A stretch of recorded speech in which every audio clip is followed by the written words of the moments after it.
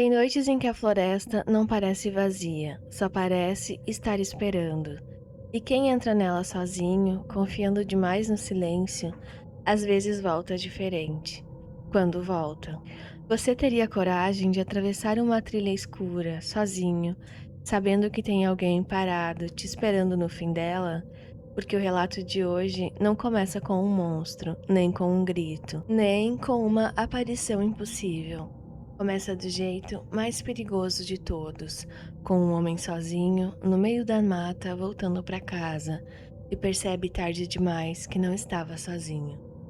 Boa tarde, eu sou a Vitória e seja bem-vindo ao Vexa. Isso aconteceu comigo no sul de Santa Catarina, numa área velha de terra castigada por mineração e capoeira fechada, perto de Lauro Müller. Na época, eu tinha 24 anos e trabalhava como eletricista numa oficina pequena. Minha rotina era puxada e a única coisa que realmente limpava minha cabeça era entrar no mato no fim da tarde. Eu gostava daquele silêncio, gostava da sensação de ficar horas sozinho, ouvindo só o vento batendo nas folhas e os galhos estalando longe. Floresta para mim sempre foi abrigo, nunca foi ameaça. Até aquela noite. Era começo de inverno. Eu saí do trabalho, passei em casa, troquei a roupa por uma jaqueta grossa. Peguei meu equipamento e fui direto para uma área onde já tinha ido outras vezes. Era um pedaço de terra afastado, com um milharal seco de um lado, um córrego estreito no fundo e uma parte mais alta, tomada por mato e árvore antiga. Eu conhecia mais ou menos a entrada, mas não tão bem a ponto de caminhar por lá no escuro sem pensar. Cheguei ainda com resto de claridade, o céu estava limpo e eu achei que teria tempo suficiente para subir, esperar um pouco e sair antes de a noite pesar de verdade. Fui andando pela beirada do milharal, cruzei o córrego com água no tornozelo e encontrei uma passagem ruim no meio de um emaranhado de espinhos. Dali peguei uma trilha de bicho que me levou até uma parte inclinada da mata. Escolhi uma árvore alta, prendi meu suporte e subi. Lá de cima tudo parecia normal, o vento era fraco, a mata estava calma. Eu lembro de pensar naquela hora que tinha feito bem em sair de casa. Fiquei ali parado, olhando o escuro crescer devagar, entre os troncos. Mas o tempo corre diferente quando você está sozinho no mato. Quando percebi, já tinha passado do horário de ir embora, e a floresta tinha mudado de cara. De dia, aquele lugar parecia só mato, à noite parecia outra coisa. Comecei a descer da árvore devagar, quase no fim da descida, ouvi um estalo forte, mais à frente, como se alguma coisa tivesse me visto se mexer. Fiquei parado, esperei, nada. Quando pisei no chão, peguei meu equipamento, acendi a lanterna e fui tentar achar a trilha por onde eu tinha entrado. Não achei. A luz da lanterna só piorava as coisas. Ela recortava os pedaços do mato e deixava o resto todo mais preto. Andei alguns minutos tentando reconhecer alguma referência, alguma curva, algum tronco caído, mas tudo parecia igual. Espinho arranhando manga, galho pegando no rosto, bota afundando em barro frio. O tipo de situação que já deixa você irritado antes de ficar assustado. Depois de abrir caminho na mata, consegui sair de volta no campo. Quando pisei fora da mata, senti aquele alívio idiota de quem pensa: pronto, acabou. Não tinha acabado. Eu estava uns 30 metros fora do ponto onde tinha entrado. A trilha principal ficava mais adiante, cortando a lateral do campo até a estrada de chão, onde eu tinha deixado a caminhonete. E foi quando eu vi. Tinha alguma coisa na trilha. No começo, achei que fosse um poste, um galho torto, qualquer forma estranha criada pela luz da lua. Eu parei, tentei ajustar a vista e meu estômago afundou. Não era uma coisa só, eram duas, paradas lado a lado, bem no meio da minha passagem. Eu fiquei imóvel, olhando. A distância era grande, mas dava para ver que não estavam andando, não estavam conversando, não estavam fazendo nada, só estavam ali, retas, imóveis, como se tivessem sido colocadas naquele ponto só para me esperar sair do mato. Naquela hora eu pensei em dar a volta, mas a outra opção era voltar sozinho para a escuridão fechada, sem trilha, sem noção do terreno, com o mato alto e córrego atrás. Então eu fiz a única coisa que parecia racional. Continuei andando. Quanto mais eu chegava perto, pior ficava. Primeiro percebi que era um homem e uma mulher, os dois jovens, roupas escuras. Não pareciam estar perdidos. Não pareciam assustados. Também não pareciam gente que estivesse passeando no frio aquela hora, num lugar onde ninguém tinha motivo para estar. Eles só olhavam reto, não para mim, como se houvesse alguma coisa atrás de mim. A uns 15 metros eu já sentia meu coração batendo no pescoço. Diminui o passo, ninguém falou nada. A mulher estava com os braços caídos ao lado do corpo. O homem estava ligeiramente inclinado para frente, como se estivesse prestando atenção em alguma coisa que eu não conseguia ouvir. E o pior de tudo era que eles não tinham reação nenhuma ao meu barulho.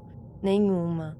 A uns 5 metros eu forcei uma risada e falei qualquer besteira, algo como: noite ruim pra ficar parado aí, hein? Nada, nenhum olhar, nenhum movimento no rosto. Eu passei pelos dois. Passei tão perto que dava para ouvir a minha própria respiração, raspando dentro do peito. E enquanto eu passava, senti um cheiro estranho, terra molhada, ferrugem e alguma coisa azeda, velha, como roupa guardada em caixa fechada. Continuei andando. Não corri porque correr teria sido admitir que aquilo era real demais. Depois de uns 10 passos, virei o pescoço devagar. Os dois ainda estavam do mesmo jeito, na mesma posição, mas agora tive a impressão de que não estavam mais olhando para frente. Estavam olhando para mim. Eu não esperei confirmar. Atravessei o córrego quase escorregando, cheguei ofegante até a caminhonete e entrei tão rápido que bati o joelho na porta. Tranquei tudo por dentro, liguei o motor e fui embora sem olhar para os lados. No dia seguinte, antes de sair para o trabalho, encontrei os 4 pneus vazios. Achei que fosse azar, até me abaixar. Tinham feito vários furos em cada um. Não foi com prego na estrada, não foi acidente. Alguém furou os 4 pneus da minha caminhonete enquanto eu estava lá dentro da mata, achando que eu estava sozinho. Eu sei o que muita gente pensa, e eram só 2 pessoas estranhas, que talvez quisessem me assustar, que talvez tenham mexido no carro e ido embora. Mas eu também tentei acreditar nisso. O problema é que desde aquela noite, toda vez que eu lembro do rosto dos dois, eu travo no mesmo detalhe. Eu não consigo lembrar nenhuma feição. Nenhuma. Eu lembro da altura, da postura, do cheiro, da sensação horrível de passar por eles, mas não lembro do rosto, como se a minha cabeça tivesse recusado aquilo. Nunca mais voltei sozinho naquela área. Na verdade, nunca mais entrei em mata fechada no fim da tarde, sem sentir aquela mesma impressão rastejando pela nuca, a de que em algum ponto da trilha existe alguém parado me esperando sair. E às vezes, o que mais me tira o sono nem são os pneus furados, é pensar, enquanto eu estava lá em cima da árvore, quieto, achando que observava a floresta, talvez já houvesse alguém me observando de baixo o tempo inteiro. Relato 2.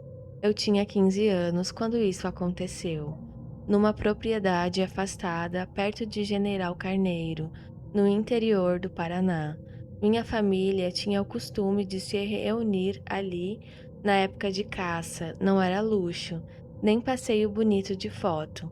Era mato de verdade, frio cortando a pele, barro grudando na bota e horas de silêncio até começar a duvidar da própria audição. Eu gostava disso, cresci naquele tipo de lugar. Meu avô dizia que menino que aprende cedo ao ouvir a mata, nunca cresce mole. Eu queria provar que não era mole. A propriedade era de um conhecido antigo da família, um homem seco daqueles que falam pouco e andam armado até para buscar lenha.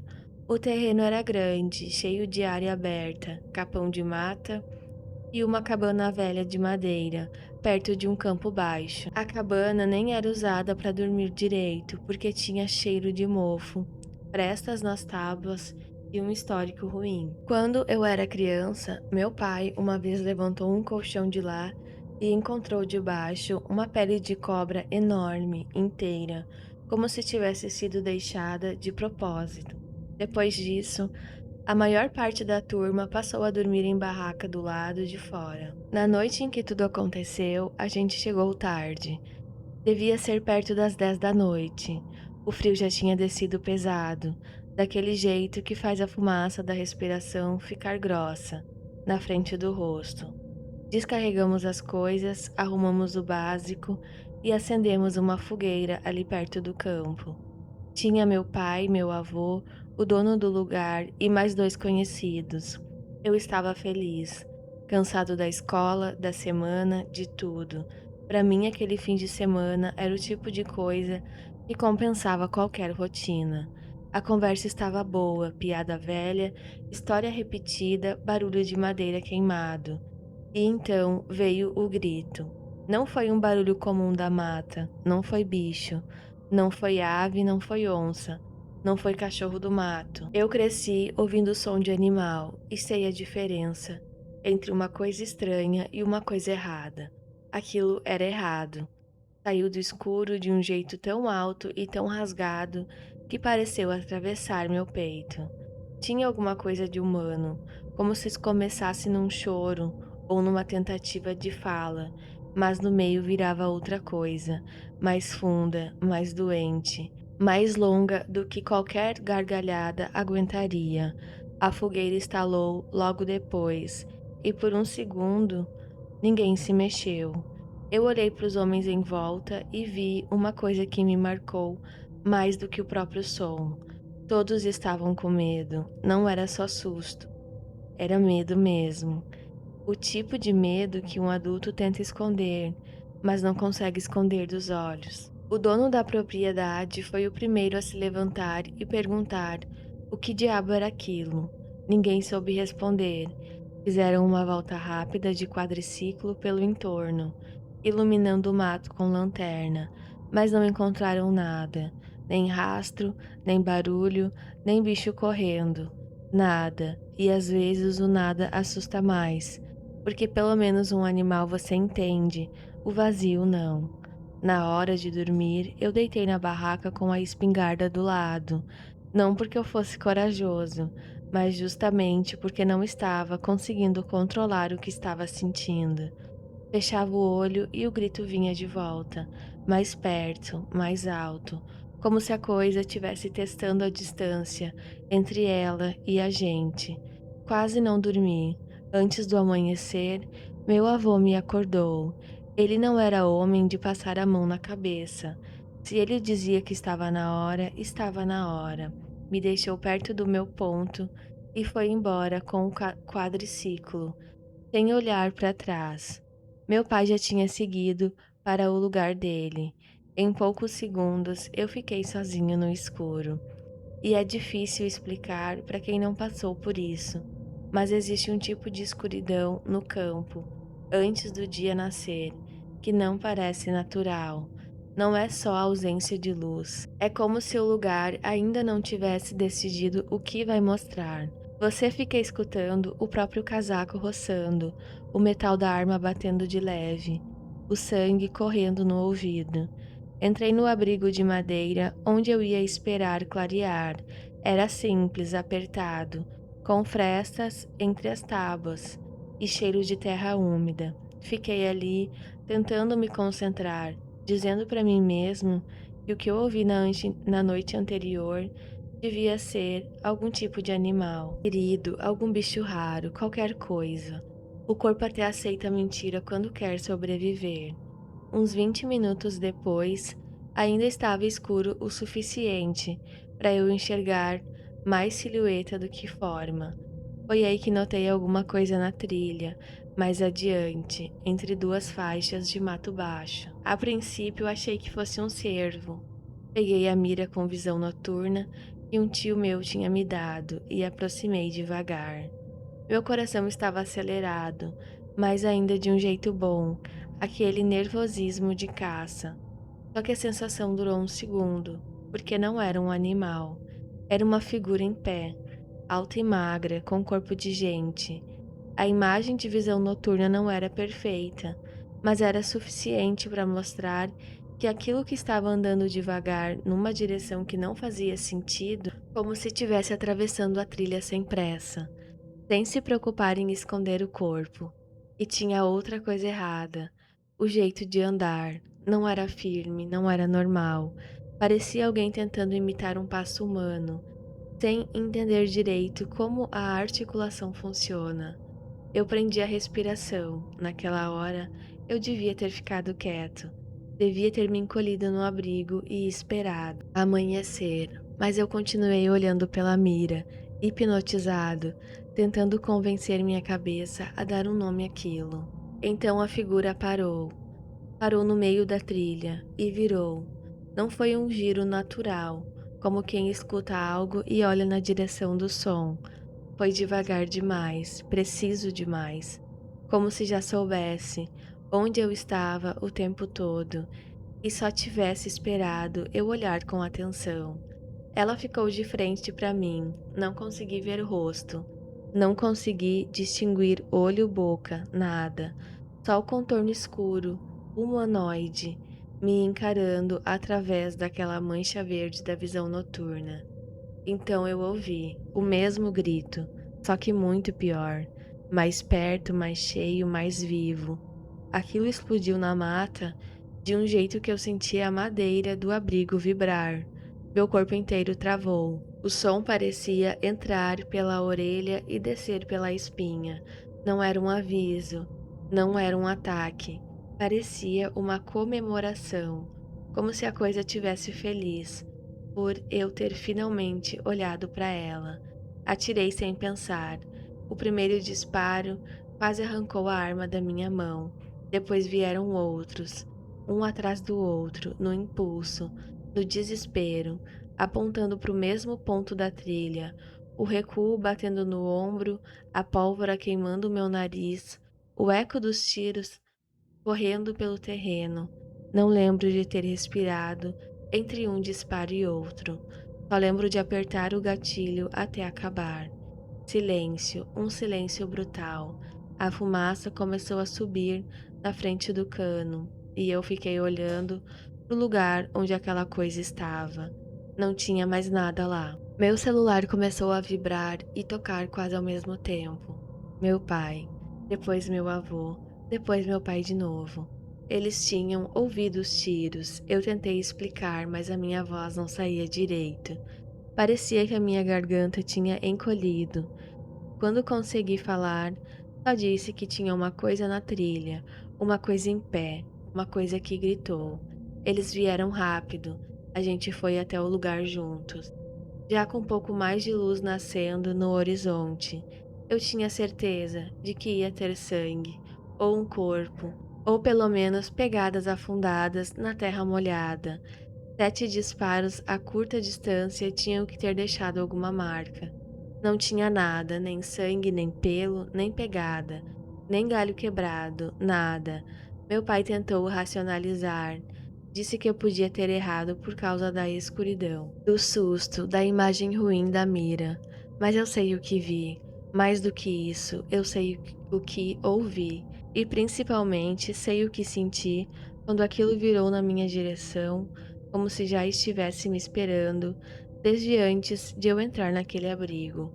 Continuei indo caçar depois disso, mas nunca mais sozinho, nunca mais em silêncio total, nunca mais com aquela paz idiota que eu tinha antes, porque quando você ouve um som daqueles, alguma coisa muda dentro de você. Você entende que existem lugares onde a mata não está vazia, só está quieta. E até hoje, De vez em quando, no meio da madrugada, eu acordo com a impressão de estar olhando pela mesma mira outra vez. Vejo aquela trilha escura, a figura pesada, o giro lento do corpo, e antes mesmo do grito, eu já sei o pior. Ela me viu primeiro. Relato 3. Isso aconteceu comigo em novembro de 2022, na serra entre Urubici e Bom Jardim da Serra, em Santa Catarina. Eu nunca fui caçador profissional, desses que conhecem cada trilha, cada rastro e cada som do mato. Sempre fui o tipo que vai por insistência, por gosto, pela ideia de se afastar da cidade por 2 dias e testar a própria cabeça no silêncio. Antes eu costumava ir com meu tio, mas a saúde dele já não permitia mais esse tipo de viagem. Então, naquele ano, eu resolvi ir sozinho. Aluguei uma cabana simples pela internet. As fotos mostravam exatamente o que eu queria: madeira velha, estrada de chão, mata fechada em volta e nenhuma casa por perto.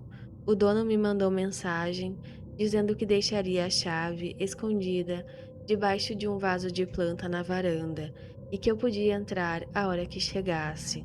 Saí tarde por causa do trabalho e peguei a estrada já quase no escuro.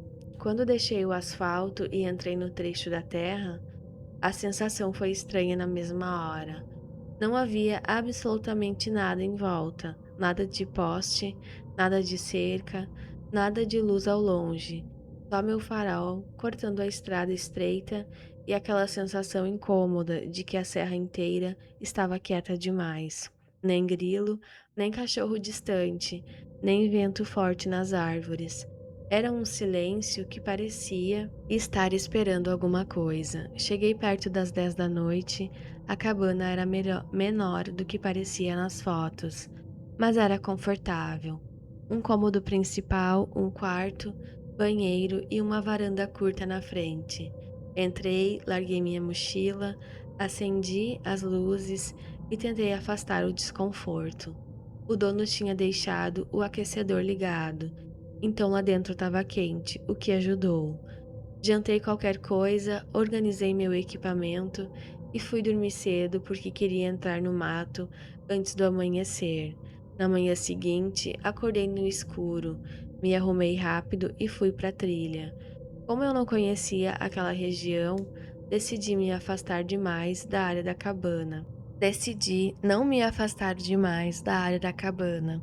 Fui subindo por uma parte de mata mais aberta, devagar, observando o terreno, quando ouvi uma voz masculina atrás de mim. Tomei um susto tão grande que quase deixei a arma cair. Quando virei, vi um homem parado entre as árvores. Devia ter uns 60 e poucos anos, talvez mais. Magro, cabelo grisalho, roupa velha e postura torta. O tipo de sujeito que você olha e já sente que tem alguma coisa errada. Ele me encarava sem piscar, com raiva mesmo, como se eu tivesse invadido a casa dele. Ele perguntou o que eu estava fazendo ali. Eu expliquei que estava hospedado numa cabana ali perto e que só estava caçando na área permitida, ou pelo menos na área que eu acreditava ser permitida. O velho ficou olhando por uns segundos, depois disse num tom seco que eu não devia estar ali. Falou que sempre apareciam forasteiros por aquela serra e gente de fora só levava problema. Eu tentei pedir desculpa, falei que voltaria, não queria confusão. Ele respondeu que eu devia ter ido embora pelo mesmo caminho por onde tinha vindo. Eu comecei a andar de volta, e quando olhei para trás, o homem já não estava mais lá. Pode parecer pouco, mas aquilo mexeu comigo. Não pelo que ele falou, pelo jeito que ele apareceu, pelo jeito que ele desapareceu, pela impressão de que eu não tinha escutado passo nenhum se aproximando e nem se afastando. Era como se ele simplesmente tivesse surgido entre as árvores quando quis. Voltei para a cabana perto do meio-dia e ali começou a pior parte. A porta da frente estava fechada, mas não parecia do jeito que eu tinha deixado. Não sei explicar direito, é aquela sensação mínima e irritante de que alguma coisa saiu 1 centímetro do lugar.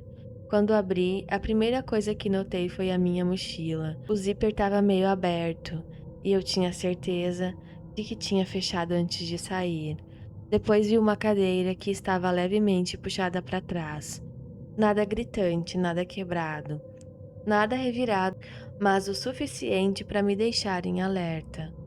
Revisei o interior da cabana, olhei banheiro, olhei atrás da cortina, embaixo da cama, atrás da porta, não encontrei ninguém. E como nada parecia roubado, tentei me convencer de que eu estava cansado, paranoico, impressionado com o encontro da manhã. Saí para comer numa venda na estrada, voltei antes de anoitecer e decidi que ficaria dentro da cabana pelo resto da noite. Tranquei a porta, conferi a janela, liguei a TV só para fazer barulho. Cozinhei macarrão numa panela velha que encontrei ali e fiquei assistindo qualquer filme sem prestar atenção, mas eu não relaxava. Toda hora meus olhos corriam para a porta, para a janela, para o corredor curto que levava ao quarto. Era como se meu corpo soubesse uma coisa que a minha cabeça ainda não tinha aceitado. Fui dormir por volta das 11. Deixei uma luz fraca acesa no quarto e deitei vestido, porque eu já estava pensando em ir embora cedo no dia seguinte. Demorei para pegar no sono, e quando finalmente comecei a apagar, ouvi um barulho. Um clique leve, depois um arrastar lento de madeira. Abri os olhos na mesma hora. O armário do quarto, que ficava de frente para a cama, estava entreaberto.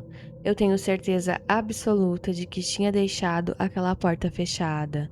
Certeza, naquela hora, meu corpo gelou de um jeito que eu nunca senti antes. Não foi susto comum, foi um terror físico, bruto, daqueles que fazem suas mãos ficarem dormentes e sua barriga virar pedra. Desci da cama, sem fazer barulho, e peguei a pistola dentro da mochila. Apontei para o armário. Minha avó saiu falhando, quando eu gritei para quem estivesse ali sair devagar. Por uns 2 segundos, nada aconteceu. Então a porta abriu mais e ele saiu. O mesmo velho da floresta, devagar, com um sorriso torto e nojento, faltando um dente na frente, como se estivesse se divertindo com meu pânico. Eu senti um enjoo na hora. Não era só pelo fato de ter alguém escondido dentro do armário, era pela ideia de que ele podia estar ali fazia muito tempo, talvez desde antes de eu voltar. Talvez me ouvindo andar pela cabana e talvez me olhando dormir. Mandei ele levantar as mãos e ficar parado. Ele não avançou, mas também não parecia assustado. Continuava com aquele sorriso miserável, me observando como se eu fosse o invasor e não ele. Peguei o celular sem tirar a arma dele e liguei para a polícia. A espera até a viatura chegar foi a coisa mais longa da minha vida. O velho começou a falar, dizendo que gente como eu não respeitava a serra, que eu não devia ter subido até lá, que todo ano aparecia alguém achando que aquele lugar estava vazio. Aquilo me marcou, achando que aquele lugar estava vazio. Quando os policiais chegaram, levaram o homem. O dono da cabana apareceu depois, mais preocupado com a fechadura, com a janela, com a possibilidade de terem mexido em alguma coisa dele do que comigo. Disse que não conhecia o sujeito, eu não acreditei, e até hoje não acredito. Nunca mais aluguei cabana isolada, nunca mais dormi tranquilo em lugar cercado por mata, porque desde aquela noite eu entendi uma coisa: tem gente que não entra na sua vida arrombando porta, quebrando vidro ou fazendo barulho. Tem gente que entra quieta e espera você apagar a luz. E fica escondida no escuro, respirando baixo, até decidir se vai continuar só te observando ou se naquela noite finalmente vai sair do armário. Se tu assistiu até aqui, gosta de histórias como essa, se inscreve no canal, ativa o sininho para não perder nenhuma notificação e eu te encontro no próximo vídeo.